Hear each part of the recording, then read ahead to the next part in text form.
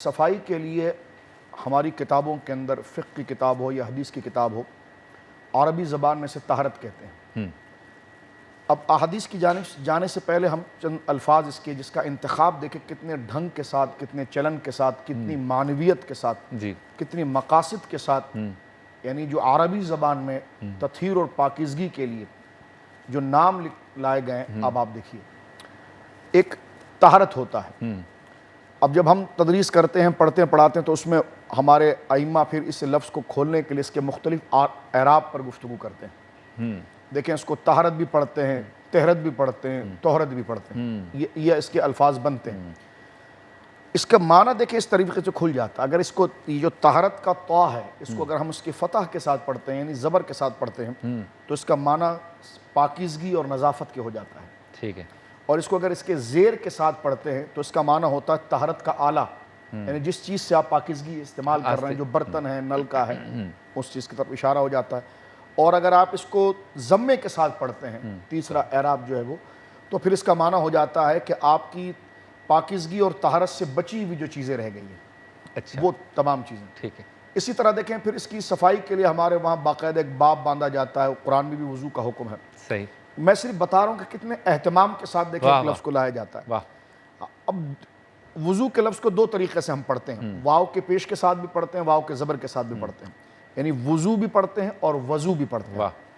اب وضو پڑھیں گے یعنی واو کے پیش کے ساتھ پڑھیں گے تو اس کا معنی ہوگا فعل وضو، یعنی وضو کرنا، ٹھیک ہے نا۔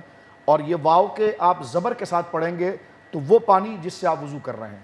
اچھا، تو یہ میں صرف اس لیے عرض کرنا چاہ رہا ہوں کہ اس کو دیکھیں کس ترتیب کے ساتھ اس کی ضرورت، تاکہ کوئی پہلو اور کوئی گوشہ اس کا جو ہے کہ وہ تشنا نہ رہ جائے۔ نبی پاک صلی اللہ علیہ وسلم کی حدیث پاک کی یاد آتی ہے، کیونکہ وہ زبان پر جم جاتی ہے، تو سردس آپ نے سوال کیا تو وہ مجھے یاد آ گئی کہ نبی کریم علیہ السلام نے فرمایا کہ ان اللہ طیب، ان اللہ طیب یحب الطیبہ،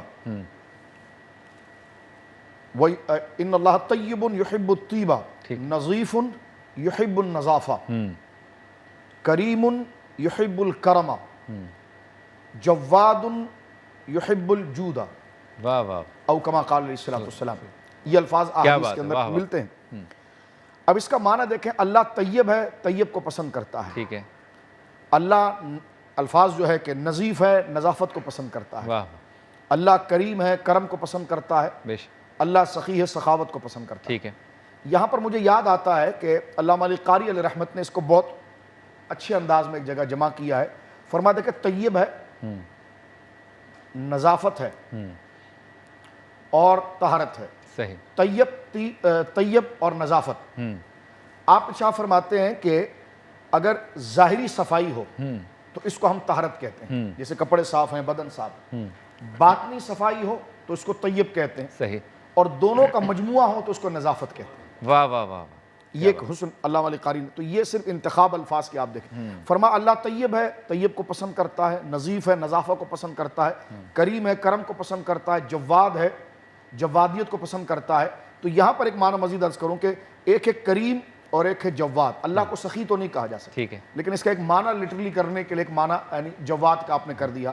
تو ایک ہے اللہ کی سخاوت اور ایک ہے اللہ کا کرم۔ ان دونوں میں فرق یہ ہے کہ جب منہ سے مانگا جائے اور اگلا دے تو یہ سخاوت ہے، ٹھیک ہے، اور بن مانگے عطا فرمائے تو یہ اس کا کرم ہے۔ واہ واہ واہ، کیا بات۔ تو اب یہاں پر دیکھیں کہ نظافت کا شریعت مطہرہ میں کتنا حکم ہے، اور سرکار علیہ السلام نے باقاعدہ اس حدیث کے تحت صحابہ کو کہا کہ اپنے گھروں کے صحنوں کو صاف رکھو، کیا بات، اپنے گھروں کے صحنوں کو صاف رکھو، اپنے کپڑوں کو صاف رکھو، اپنے معاملات کو صاف رکھو۔ اور یاد پڑتا ہے کہ ایک دفعہ سرکار علیہ السلام جو ہے وہ صاحب مشکات نے حدیث نقل کی، سرکار جلوگر ہیں مسجد شریف کے اندر، ٹھیک ہے، اہتمام دیکھیں۔ بلکہ میں یہاں پر عرض کروں کہ مفتی صاحب تشریف فرما، مفتی صاحب بڑے کامل منجر و مدرس ہیں، تو ایک باب ہے باب الترجل، ہمارے وہاں باقاعدہ ہوتا ہے، یعنی کنگھی کرنے کا بیان۔ یہ باقاعدہ حدیث میں تیل لگانے کا بیان، کنگھی کرنے کا بیان، یہ تمام نظافت کے ضمن میں آپ دیکھتے ہیں نا، چلے آتے ہیں، حدیث کے اندر بھی، فقہ میں بھی ہے۔ تو یہ کتنا اہتمام ہے۔ اس پر میں ایک آخری بات عرض کرتا ہوں کہ سرکار دو عالم صلی اللہ علیہ وسلم تشریف فرمائے، ایک بندہ اندر داخل ہوا، ٹھیک ہے، جس کی داڑھی بکھری ہوئی ہے، سر کے بال بکھرے ہوئے۔ سرکار نے باقاعدہ جلال فرمایا، اچھا، اور فرمایا باہر جاؤ۔ مسجد سے باہر جاؤ. اچھا. آپ کہیں گے جی مسجد اللہ کا گھر ہے, مولوی صاحب آپ کون ہے کہ نکالنے والے. تو میں نے کہا آپ حدیث پر غور کریں. وہ جب اس حالت کے اندر مسجد کے اندر آئے کہ اس کی داڑھی بکھری ہوئی تھی, سر کے بال بکھرے ہوئے تھے, تو آقا کریم نے فرمایا باہر جاؤ. اور اس کا مطلب پھر جب وہ باہر گئے اور انہوں نے اپنے بالوں کو سنوارا, کسی نے سمجھایا انہیں کہ سرکار جو آپ پر ناراض ہوئے ہیں, اور یہ ناراض ایسا ہونا ہے کہ جیسے استاد شاگرد پر تادیبی طور پر ناراض ہوتا ہے, صحیح, تلقین کے طور پر. صحیح, ورنہ سرکار علیہ السلام بحیثیت نبی ناراض ہو تو پھر تو یہ تادیبی طریقے پر. صحیح. تو جب وہ باہر گئے اور انہوں نے اپنی داڑھی مبارک کو, داڑھی کو سنوارا اور اپنے بال کو سیٹ کیا, اور پھر وہ آئے تو وہ صف کے اندر آ کر بیٹھ گئے. تو یعنی اس سے آپ اندازہ لگائیے کہ نظافت کا شریعت مطہرہ نے کتنا جو ہے کہ وہ خیال رکھا ہے, طہارت کا کتنا خیال رکھا ہے, اور طہارت کو ایک کامل درجے میں لیا ہے. اللہ رب العالمین اور اس کے حبیب فرماتے ہیں کہ تمہاری صفائی صرف ظاہر کی نہ ہو, باطن کی بھی ہو.